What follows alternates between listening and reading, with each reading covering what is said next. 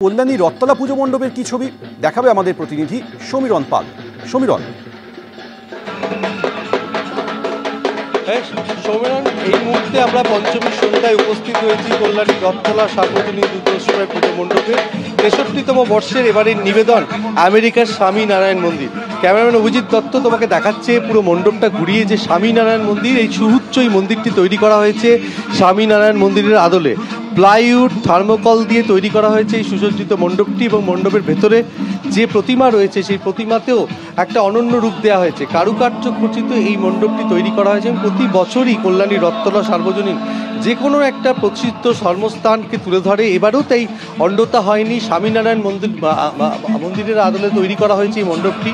অভিজিৎ তোমাকে পুরো ছবিটা দেখাচ্ছে যে এই মণ্ডপ দর্শনের জন্য নদিয়ার বিভিন্ন প্রান্ত থেকে, এমনকি যেহেতু এটা উত্তর চব্বিশ পরগনার সীমান্তবর্তী এলাকা, সেই কারণে প্রচুর মানুষ দুপুর থেকে ভিড় জমিয়েছেন। পঞ্চমীর সন্ধ্যায় রীতিমতো জমজমাট উপচে পড়ছে ভিড় কল্যাণীর রথতলার এই পুজো মণ্ডপে।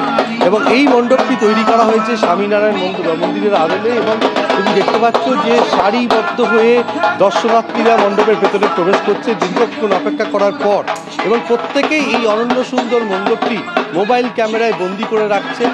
এবং সেই কারণে দূর দূরান্ত থেকে দর্শনার্থীরা আসছেন এই মণ্ডপটি দেখার জন্য।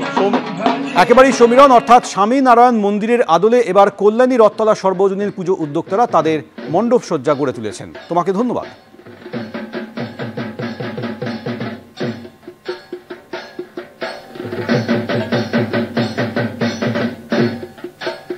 কাশীবোস লেনের ছবি এই মুহূর্তে আপনারা সরাসরি দেখছেন, যেখানে প্রচুর মানুষ ভিড় করেছেন।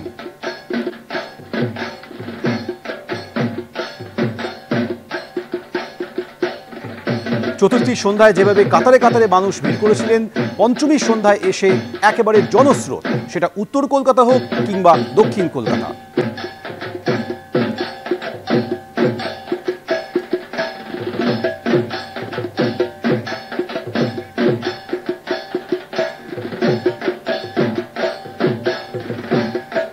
এবার আপনাদের সরাসরি নিয়ে যাব কলেজ স্কোয়ারে। আমাদের প্রতিনিধি অর্ণব মুখোপাধ্যায় রয়েছে। অর্ণব, কলেজ স্কোয়ারে পুজো উদ্যোক্তারা প্রত্যেক বছর একটা বিষয় নিশ্চিত করেন দর্শনার্থীর জন্য, আলোকের ঝলকানি, যেটা এবারও ব্যতিক্রম নয়। দেখাও ছবিটা।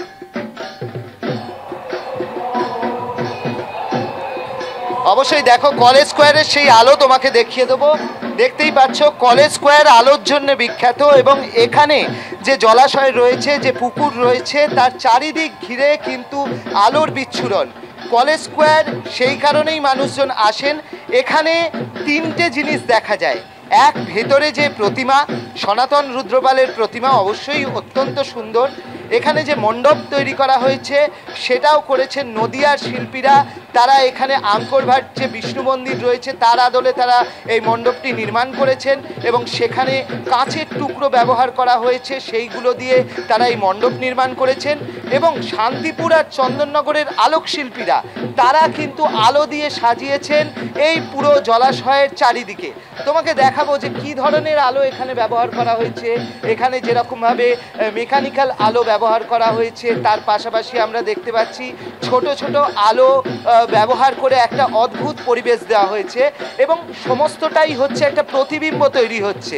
যেরকম জলের মধ্যে একটা ছায়া পড়ছে, সেটা একটা সুন্দর দেখতে লাগছে, জলের মধ্যে প্রতিফলিত হচ্ছে আলো।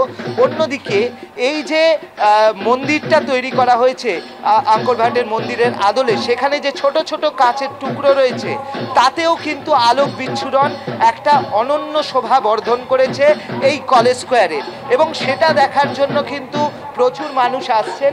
তোমাকে আরেকবার দেখাবো, দেখো কি সুন্দর ছোট ছোট আলোর তৈরি মাছ করা হয়েছে। যেরকম আলোর তৈরি মাছ করা হয়েছে, যেগুলো আবার মুভমেন্ট করছে। তার পাশাপাশি আমরা দেখছি পাখি তৈরি করা হয়েছে, বেশ কিছু গেট যেগুলো এই জলাশয়ের পাশে দেওয়া হয়েছে, কলকা তৈরি করা হয়েছে, বিভিন্ন ধরনের কলকা যেগুলো এই পুকুরের পাশে বসানো হয়েছে। সব মিলিয়ে আলোকময় হয়ে উঠেছে এই কলেজ স্কোয়ার সর্বজনীন। তো স্বাভাবিকভাবে একদিকে সনাতন রুদ্রপালের প্রতিমা, তার পাশাপাশি এই ধরনের একটা মণ্ডপ, এবং সেই সঙ্গে আলোকসজ্জা, সেই আলোকসজ্জা সেইটা দেখার জন্য কিন্তু এই মুহূর্তে কলেজ স্কোয়ারে প্রচুর মানুষ ভিড় করেছেন, এবং পুলিশকে রীতিমতো ভিড় সামলাতে হিমশিম খেতে হচ্ছে। অর্ণব ধন্যবাদ। অর্থাৎ সব মিলিয়ে কলেজ স্কোয়ারের পুজো আলোকের মালায় সজ্জিত করা হয়েছে, একবারে আলোকের ঝর্ণাধারায় এবারে অনন্য সুন্দর রূপ নিয়েছে কলেজ স্কোয়ারের পুজো।